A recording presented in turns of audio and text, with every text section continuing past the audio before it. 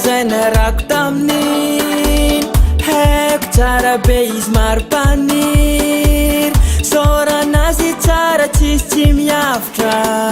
rehefa tatao fara hitako le toetrinazy kaiky izy ny viavy maditra kaiky izy ny efa misy sipy kaiky izy ny tsy mitana raiky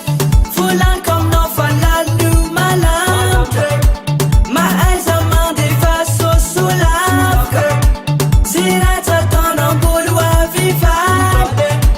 zay raha tsy ataonao renim-boly valy iyo iyo iyo iyo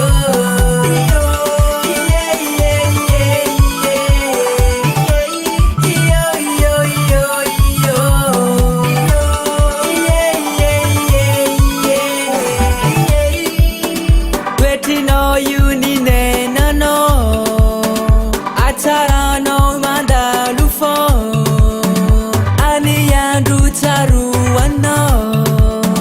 fanajako zay taminao kaiky izy ny viavy maditra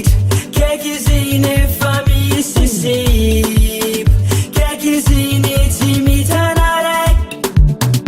kaiky izy ny tsy mitana raiky volaniko aminao fa lalo malamitra mahaiza mandefa sosolavaka zay raha tsy ataonao mbolo avivavy zay raha tsy ataonao renim-boly valy iyo iyo iyo iyo